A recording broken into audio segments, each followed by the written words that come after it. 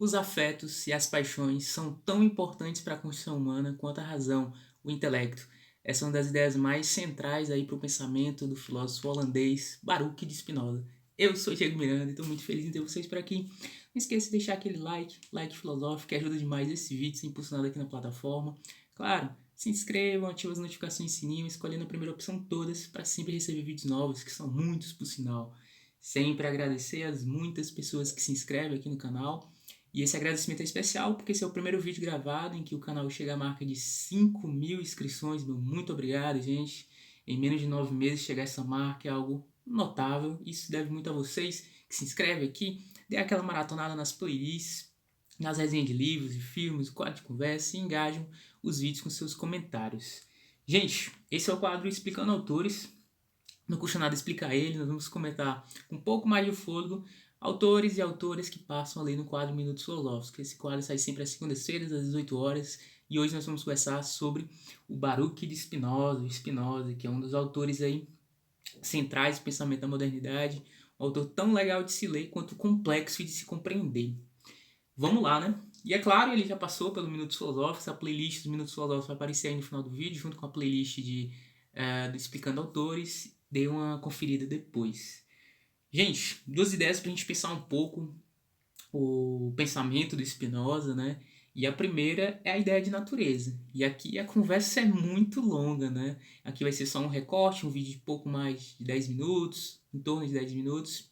A ideia de natureza Spinoza, e muitos confundem com a ideia de natureza entre os modernos em geral, e aqui a gente cabe uma contraposição, porque entre os filósofos antigos, natureza era uma espécie de princípio que dava origem a todas as coisas, né? Tanto é que se falava entre os fisiólogos, né, os estudiosos da natureza, os filósofos da natureza, entre os gregos, de um arqué, um princípio, algo que daria origem a tudo e a todos.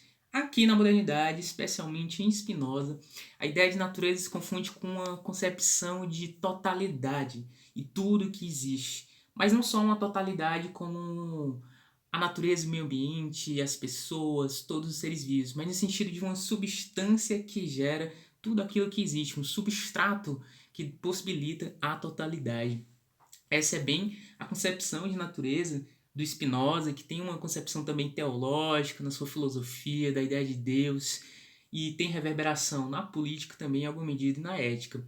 Daí uma das vantagens de estudar o Spinoza, porque quando você pega um pensamento, um conceito dele, ele não está isolado de outras concepções, de outras reflexões e searas por onde o pensamento spinozano se esvai. Eu vou ler um fragmento aqui da ética, para a gente compreender um pouco o que é essa natureza, o que o Spinoza está querendo dizer quando fala de natureza. Ouçam bem. Nada se produz na natureza que se possa atribuir a um defeito próprio dela, pois a natureza é sempre a mesma, e uma só e a mesma em toda parte, sua virtude e potência de agir. Então veja, a natureza é una, é imutável e ela gera tudo que existe. Então essa já é uma concepção que está colocada aqui para o Spinoza. Isto é, as leis e as regras da natureza, de acordo com as quais todas as coisas se produzem e mudam de forma, são sempre as mesmas em toda parte.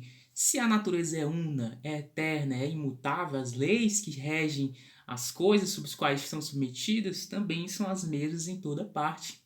Muito embora as coisas se modifiquem, as coisas sejam distintas entre si. Essas coisas são geradas por essa totalidade eterna, imutável e una. Consequentemente, não deve haver igualmente haver mais do que uma só e mesma maneira de compreender a natureza das coisas, quaisquer que sejam elas, por meio de leis e regras universais da natureza. E aqui o Spinoza remata a discussão para dizer, se nós queremos compreender a natureza, queremos compreender a totalidade do existente, só deve existir um método de compreensão da realidade. Ele vai falar logo mais aqui na ética do método geométrico. Essa é uma discussão para um outro lugar, uma discussão mais de teoria do conhecimento. Mas o que eu queria que vocês compreendessem é isso. Natureza em Spinoza é essa totalidade una, imutável e que gera tudo que existe. No alto de quase 5 minutos desse vídeo, eu vou lembrar vocês deixarem aquele like que ajuda demais, viu? Comentei se vocês já leram algo do Spinoza, se vocês gostam desse pensador, desse filósofo. É extremamente importante, muito estudado aqui no Brasil e na América Latina. E um autor muito legal de se ler e complexo de se compreender também. Um segundo conjunto de ideias, de reflexões que eu queria compartilhar com vocês, e aí não custa nada lembrar, um recorte, é bem provável que existam outros conceitos aqui de Spinoza que estão relacionados, são tão importantes quanto o recorte que eu faço, como o conceito de vontade, de ato, potência, de agir, mas eu queria que a gente pensasse um pouco esse par que está presente no pensamento spinozano, que são das causas. Causas adequadas e inadequadas. E mais uma vez, a teoria da causalidade, assim como nos antigos tinha uma concepção, tinha uma abordagem, aqui nos modernos a causalidade tem outra abordagem, uma abordagem específica também em Spinoza. E aqui, como vocês vão compreender, espero, né? A causalidade, ou a teoria das causas, causas adequadas e inadequadas, também tem a ver com o agir humano, com a vontade de agir, com aquilo que nos possibilita agir ou ser mais do que nós somos e aquilo que padece as nossas mentes e as nossas ações. O Spinoza fala de causas adequadas e causas inadequadas. Para ele, causa adequada é aquela que produz efeitos que são compreensíveis por si só. E por serem compreensíveis por si só, essas causas vão possibilitar a nossa vontade de agir. Ou seja, nós vamos sentir melhor. É como se fossem boas causas, vamos colocar entre aspas, porque aqui não se trata de um julgo, de um juízo, de uma valoração moral. Causas adequadas são boas, causas inadequadas são ruins. Não, para aquele tipo de compreensão, para aquele tipo de ação, essas causas são adequadas. As causas inadequadas, por sua vez, produzem efeitos que não são compreensíveis por si só, precisam de outra sequência de relações e de causas para serem compreendidas. Para o Spinoza, essas causas inadequadas fazem com que a nossa mente padeça, ou seja, nossa vontade de agir diminua, nossa potência de agir diminua. E aqui tem muito a ver com essa questão de tipo se alegrar, se entristecer. Causas adequadas para determinada situação vão nos alegrar, vão aumentar a nossa vontade de viver. Causas inadequadas vão padecer a nossa mente, consequentemente diminuir a nossa vontade de viver. E veja que essa ligação entre causas, agir, não agir, saúde, alegria, tristeza, felicidade, tem muito a ver com o que eu falei com vocês lá no início desse vídeo. Afetos e paixões são tão importantes quanto a razão e o intelecto para Spinoza. Essa eu penso que seja uma grande sacada desse pensador holandês, que é unir, nem colocar em preponderância uma razão, um racionalismo abstrato e único, muito menos dar ênfase aos sentidos. Eu vou ler mais um fragmento aqui da Ética sobre a questão das causas adequadas e inadequadas para a gente compreender um pouco. Ouçam bem. Ora, as ideias que são adequadas na mente de alguém são adequadas em Deus, enquanto este constitui a essência dessa mente. E também aquelas que são inadequadas na mente de alguém são adequadas em Deus, pelo mesmo corolário.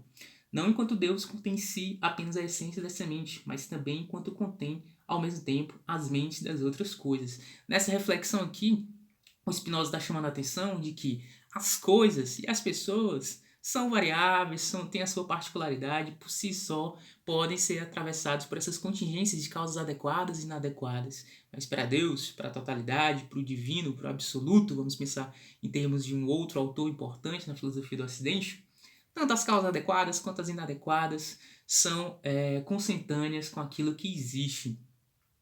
O Spinoza vai dizer, chamo de causa adequada, mais uma leitura, aquele cujo efeito pode ser percebido clara e distintamente por ela mesma. Inadequada ou parcial, por outro lado, aquela cujo efeito não pode ser compreendido por ela só. E aí reafirmando aquilo que eu falei para vocês. E tanto as adequadas quanto as inadequadas estão dentro da concepção do divino, da totalidade, dessa natureza que gera tudo e a todos. Eu espero que vocês tenham gostado aí, 9 minutos de vídeo curtinho. Não esqueça de deixar aquele like, ajuda demais. Comentem aí se vocês gostaram desse pequeno vídeo, desse explicando autores. Claro, se inscreva aí no canal, ative as notificações do sininho, escolhendo a primeira opção todas. E dê aquela maratonada nessas playlists, explicando autores, os minutos filosóficos, que ajuda demais esse canal a continuar crescendo e que venham os 6.000 inscritos. Valeu!